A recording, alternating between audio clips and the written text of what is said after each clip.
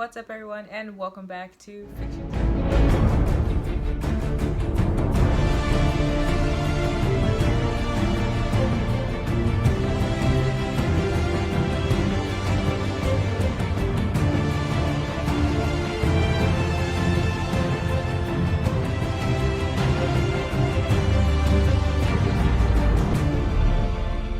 So today we're going to talk about LoveCraft Country Episode 2. They finally make it to the mansion, soiled in blood, and this blonde-haired, blue-eyed guy enters the door, and he's like, "I've been expecting you, Mr. Freeman." Then they're all happy. Letitia, she's dancing because once she gets into the mansion, there's like clothes where there's nice clothes where she can dress up and dance around, which is what she does. And then the uncle, there's like books and he's super hype about that. But Atticus is like, something is not up. Something is not right. This is sus. Then we learn that Letitia and Uncle George have no recollection of the night before with the Leviathan looking beast, and they don't know what happened. They blacked out, they lost their memory. And Atticus is just like, how do you guys not remember? Like, I remember, but you guys don't remember. I'm not losing my mind, I'm not going crazy. This happened yesterday, I don't know how you guys don't remember. Then they meet this racist white lady with these two dogs, and she talks about these black bears, and she says they're clever, but they're not really that clever, and they don't know how to mind their business. And she was just making all these remarks about these black bears, but we really know that she was really talking about black people in this scene. And she also mentioned, oh yeah, you guys better get in the house before sundown, or I don't want you to miss dinner. I don't know, like her, but all of her racist energy. Then epiphany hits Uncle George while they're walking in the woods back to the mansion. He's like, wait, your mom's great-grandmother or something like that, Hannah, she had a slave owner, and he used to treat his slaves nice. Slave owners was Tidda's Brathwaite, and it's just like, okay, everything adds up now. They're trying to be nice, but they're really not trying to be nice. It's all a setup. Then the monsters pull up on them, and the blonde-haired girl on her horse pulling up like she's Red Riding Hood or something. She shows up, she blows the whistle, scares off the monster. She scares off the monster like instantly, though. I'm just like, that's all it takes to scare off the monster? Like, just a whistle? Like, what?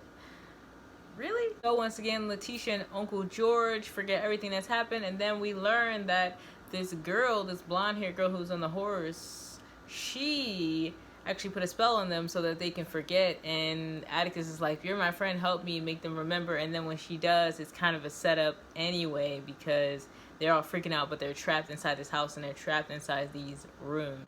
I like that part where she was like, not all white people are out to get you, we should be friends. And he like, nah, I got enough friends. I like the scene of kind of the flashback between Letitia and Atticus. Those special moments, even though it was all a fantasy. I also loved how Uncle George and Atticus kind of had like this Morse code thing, and I was like, I need to learn Morse code. But like, it was so weird because after all of this happened, the blonde-haired blue-eyed guy, he comes out and he was like, oh, dinner will be ready in 15 minutes, as if nothing happened and everything's just normal. And I'm like, some of my favorite parts is when Atticus told him to get up out of here. I only want this guy staying here. Like, y'all could kick rocks. Y'all can get up and get out.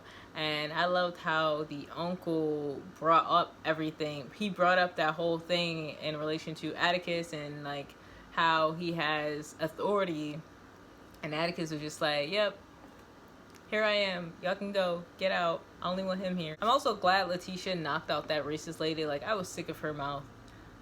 Thank goodness. And her face. She just looked miserable, like she hated her life. You guys also know that they was playing Nina Simone. I was like, yes. Another good scene was like that collision when the car was hit by the invisible wall. That was pretty cool. I also got to see some nudity from Atticus, all butt cheeks and back. And hey, now the acting overall was really good. I really despised all the racist people that had smart remarks. I was convinced they were racist. It convinced me. And the dad, like his words, the way his mouth, every time he said something, I'm just like, he always got something smart to say. He think he better than everybody. Like, I don't like him. But Letitia, her character killed it this episode, as well as Atticus's character, especially whenever she like found out what was going on with her, like when she got shot and it healed, when she found out like what really was happening, and she remembered everything. Like her acting skills were so intense. We also found out a secret about Atticus's father, who was super ungrateful, by the way. Like, they came and saved you. Like, you better be thankful they came and got you. Like, but the visuals were also nice. I liked how the castle was crumbling right before it was ablaze and it was a fire. I'm assuming that the woman who guided Atticus out of that place was his mother, and I loved everything about that part. She kind of guided him to go Super Saiyan mode and turn those guys into stones. That was a cool part too. But that moment when Letitia and Atticus embraced, and they had those teary eyes, but they also had that, oh my god, we just been traumatized eyes, but oh my god, I'm so happy you're okay too. Just sank my heart. Like, that was a beautiful scene. But why did he have to take Uncle George? I was like, no, not Uncle George, no. Man, Atticus's emotions in that scene, like, I'm not gonna lie, my eyes got little puddles in them, because I was like, man, he looked up to him. He was like a father figure to him. He taught him how to be prideful himself. That was all he had until they got, went and rescued the dad. I was truly heartbroken, just like Atticus. But overall, I really enjoyed this episode. And if you guys watch this episode, let me know. What are your thoughts? Comment below your thoughts. Be sure to give this a thumbs up.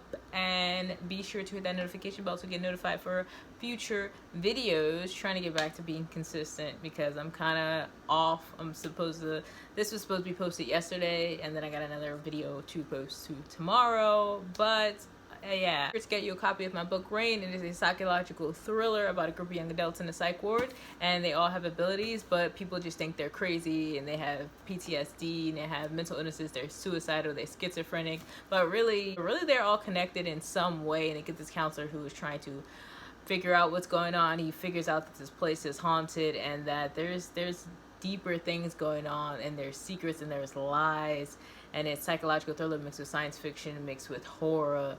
And if you're interested in hearing about this, you can go to my review of Mortel, the Netflix French show Mortel, where I read from the beginning up until now to get a update on what this is about. If you're interested in getting you a copy and supporting me, you can definitely go to my website.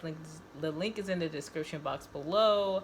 You can also purchase some merch because I also make art as well. So yeah, go out there, go support me, support my pockets so I can keep doing this. So lastly, before you go, be sure to hit up my email so you can attach your name to my email list, because I'm going to be I'm just trying to get people emails attached so that I can start this whole thing, because the internet will not be here forever, YouTube will not be here forever, and create an email list so we can have discussions about books. We can talk about books, we can talk about writing. I can help people with writing, and I can create workshops, and I'm trying to get that together. I'm just trying to make sure I get emails all together so that we can do that and we can create a community. Yeah, I will see you all next time.